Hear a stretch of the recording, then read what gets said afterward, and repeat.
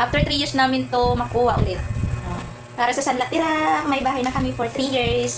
Hello mga day, welcome to my mini vlog. Pagkatapos nga namin notaryuhan yung mga documents mga day at ito nga ay nagkita-kita kami mismo sa bahay na kukunin namin para dito na nga kami magbayaran. At ito nga mga day, kinuha ko na nga yung pera mula sa wallet ko at binilang ko na nga to patungo sa kanyang palay. At yung nakadilaw mga day, yan yung ginawa naming witness para nga sa kinuha namin ditong San Latira. Bukod nga sa mga documents na hawak ko, kailangan meron din tayong video at kailangan meron din tao na nakakita na nagbayad nga tayo. Anyway, mabait naman yung may-ari, smooth lang nga yung transaction namin, mabilis lang nga siyang kausap. Unang beses pa lang nga namin kumuha ng San Latira kaya dinaan ko na lang sa tamang proseso. Sa mga walang idea kung ano yung San Latira, uso nga dito yan sa Manila. Isasanlangan ng may-ari yung bahay niya doon sa tao, tapos meron nga silang kontrata kung ilang taon lang titira yung taong yun. Pagkatapos nga ng taon na titirhan yung bahay na yon ay ibabalik nga sa'yo yung pera na binayad mo. O diba, parang nag-savings ka na rin at ang pinakatubo mo nga doon ang pagtira. Kung may pera ka, mas maganda talaga ang San Latira mga day dahil hindi mo na nga iisipin buwan-buwan yung deadline. At sa part ko mga day, talagang tuwang-tuwa ako dahil malaking savings nga ito sa amin. 3 years contract nga ito sa amin mga day kaya medyo matagal-tagal din yun. At nung matapos na kami magbayaran, binigay ko na din yung copy ng documents dyan sa anak ng may-ari at nag-selfie na nga kami. Yun lang mga day,